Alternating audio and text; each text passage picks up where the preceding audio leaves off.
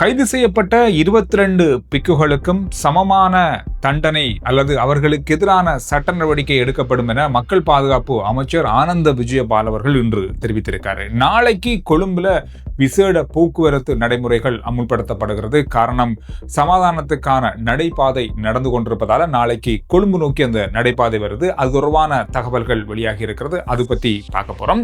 அதோடு ஈரான் அமெரிக்காவை அவமானப்படுத்துகிறது என்ற தகவலை ஜெர்மனியினுடைய பிரதமர் குறிப்பிட்டிருக்காரு. ஜெர்மனி இப்பொழுது ஒரு பெரிய இக்கட்டான நிலைக்கு தள்ளப்பட்டிருக்கிறது. ஈரான் அமெரிக்காவுக்கு ஒரு புதிய நிபந்தனை ஒன்றை கொண்டு வந்திருக்காங்க. இது எல்லாத்தையும் ஒட்டுமொத்தமா சுருக்கமா இந்த வீடியோல பார்க்க போறோம். வெளிநாட்டுல நீங்க வேலைக்காக போயிருப்பீங்க, வெளிநாட்டுல வசித்துக் கொண்டிருப்பீங்க. எது எப்படி இருந்தாலும் இலங்கையில உங்களுடைய உறவினர்கள், அம்மா அப்பா, நண்பர்கள் எல்லாருமே இங்க தான் இருப்பாங்க. அவங்களுக்கு அவசரமான பண தேவை ஏற்படும் போது நீங்க பணம் அனுப்புறதுக்கு மிக இலகுவான பாதுகாப்பான ஒரு இடத்தை தேடுவீங்க. Tap tap send app. இது உலகத்தினுடைய எந்த நாட்டுல நீங்க இருந்தாலும் இலங்கையில் இருக்கின்ற வங்கி கணக்குக்கே பணம் அனுப்பக்கூடிய ஒரு பண பரிமாற்ற சேவை. டேப் டேப் சென்ட் இப்பொழுது 1 லட்சத்துக்கும் அதிகமான பயனாளர்கள் இப்பொழுது பயன்படுத்துறாங்க.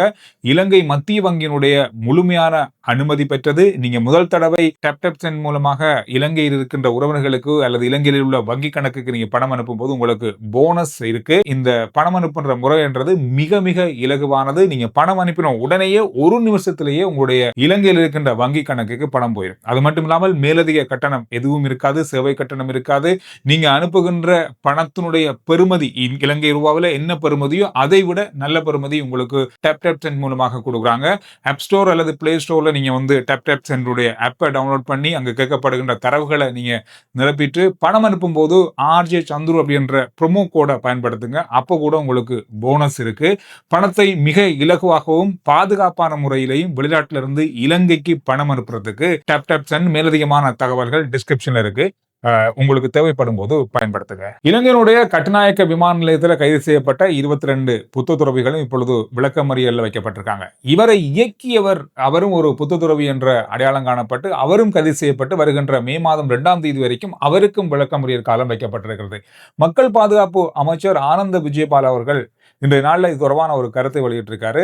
என்னதான் மத குருமார்களாக இருந்தாங்கன்னா, புத்த துறவிகளாக இருந்தாங்கன்னா, அவர்களுக்கும் இந்த போதைப்பொருள் தொடர்பாக கடத்தப்படுகின்ற அல்லது கைது செய்யப்படுகின்றவர்களுக்கு என்ன வகையான நடவடிக்கைகள் எடுக்கப்படுமோ அந்த சம அளவான நடவடிக்கைகளும் அவர்களுக்கு எதிரான சட்ட நடவடிக்கைகளும் எடுக்கப்படும் என்ற தகவலை வெளியிட்டிருக்காரு.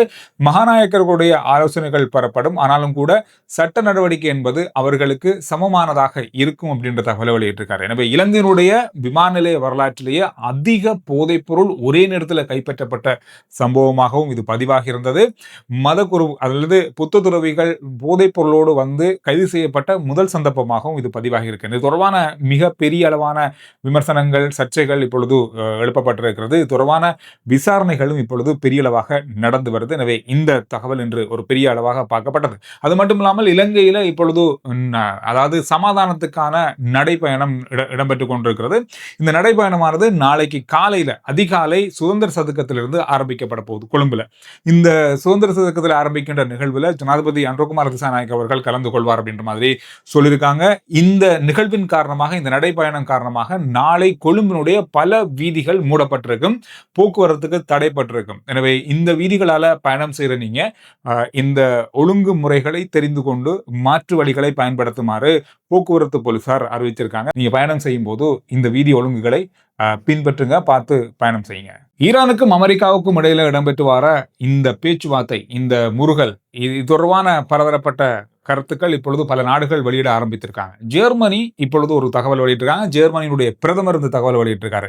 ஈரானுக்கும் அமெரிக்காவுக்கும் இடையில இடம்பெற்று வர இந்த கருத்து வேறுபாடுகளாக இருக்கட்டும், இந்த பேச்சுவார்த்தைகளாக இருக்கட்டும், இது எல்லாமே ஈரான் அமெரிக்காவை அவமானப்படுத்துவது போலதான் இருக்கு. மிகப்பெரிய அளவான கோபத்துக்குள்ளாகி இருக்காங்க ஜெர்மனி. காரணம் சொன்னா இந்த பேச்சுவார்த்தையை முடிவுக்குள்ள கொண்டு வந்து எரிபொருள் பிரச்சனைக்கு தீர்வு கொண்டு வாங்க என்ற மாதிரி ஒரு கோரிக்கையை முன் வச்சிருக்காங்க. காரணம், இப்பொழுது ஜெர்மனியினுடைய பொருளாதாரம் அப்படின்றது பெரிய அளவான ஒரு சரிவை சந்தித்துக் கொண்டிருக்கிறது. ஒரு நாளைக்கு 587 மில்லியன் அமெரிக்க டாலர்களை மேலதிகமாக எரிபொருட்களாக செலவழிக்கிறாங்க ஜெர்மன் அரசாங்கம். இதனால இப்பொழுது மக்களுடைய வாழ்க்கை செலவு, பொருட்களுடைய விலையேற்றம், அவங்களுடைய பணவீக்கம் என்பது 2.7% அதிகரிச்சிருக்கிறது. இப்பொழுது மக்களுடைய எண்ணம் வந்து இப்பொழுது வீடு வாங்குறதா இருக்கட்டும், லோன் எடுக்கிறதாக இருக்கட்டும், ஏதாவது பொருட்கள் வாங்குறது, வாகனம் வாங்குற அந்த மாதிரி நடவடிக்கைகளை நிறுத்தி வச்சிருக்காங்கன்னு சொல்றாங்க. காரணம் அந்த அளவுக்கு விலையேற்றம் இருக்கு, இனியும் விலை ஏறக்கூடிய வாய்ப்பு பொருட்களுக்கு இருக்கு அப்படின்ற மாதிரி எதிர்ப்பு கூறப்படுறதால ஜெர்மனியுடைய பொருளாதாரம் அப்படின்றது கொஞ்சம் தளம்பல் நிலையை அடைய ஆரம்பித்திருக்கிறது. எனவே இதனால ஜெர்மனி பொழுது தன்னுடைய கருத்தை வெளிப்படையாக சொல்ல ஆரம்பித்திருக்காங்க. எனவே அமெரிக்காவினுடைய நிலைப்பாடு தொடர்பாகவும் ஈரானுடைய நிலைப்பாடு தொடர்பாகவும் அவங்க கருத்துக்களை வெளியிட ஆரம்பித்திருக்கு. போர் தொடங்கிய ஒரு கிழமையிலேயே ஆசிய நாடுகள் மிகப்பெரிய அளவிலான நெருக்கடியை சந்திச்சாங்க.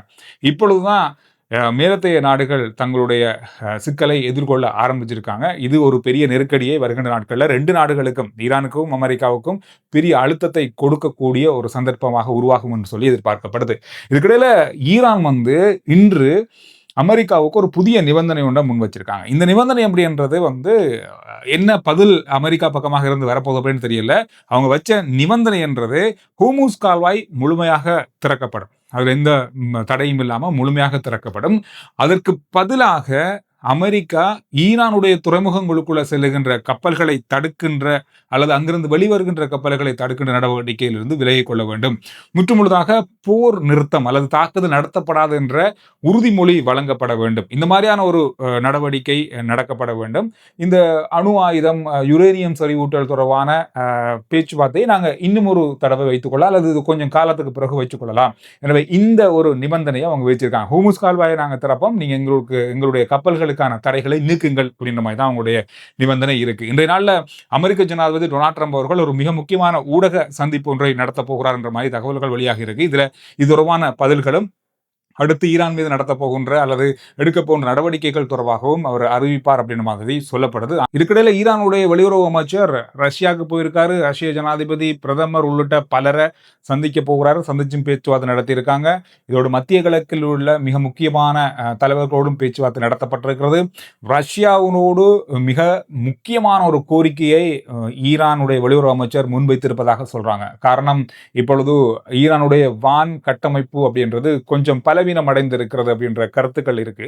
இதன் காரணமாக ஈரானிடம் தனக்கு வான் பாதுகாப்பு அமைப்பை வழங்குறதுக்கான கோரிக்கையை ஈரானுடைய வெளியுறவு அமைச்சர் ரஷ்யாவிடம் கோரிக்கை விடுப்பார் அப்படின்னு சொல்லி எதிர்பார்க்கப்படுது. இத்தொடர்பான பேச்சுவார்த்தை மிக முக்கியமானதாக அமைய போகிறது. காரணம், ரஷ்யா நீண்ட காலமாக ஈரானுக்கு பல உதவிகள், இராணுவ உதவிகள், ஆலோசனைகள் வழங்கி வருவது குறிப்பிடத்தக்கது. எனவே ஈரானை நேரடியாக பல இடங்கள்ல சொல்லியிருக்காங்க, ரஷ்யா தனக்கு இந்த யுத்தத்தில் கூட, இப்பொழுது நடந்து கொண்டிருக்கிற யுத்தத்தில் கூட இராணுவ ஆலோசனைகளை வழங்கக்கூடிய ஒரு நெருக்கமான நாடு அப்படின்ற அடிப்படையில் ஈரான் ஒரு பக்கம் தங்களுடைய நிலையை பலப்படுத்தி கொண்டிருக்காங்க. அமெரிக்கா இப்பொழுது தன்னுடைய நிலைப்பாடுகளையும் நிலையையும் இராணுவ பக்கமாகவும் பலப்படுத்தி கொண்டிருக்காங்க.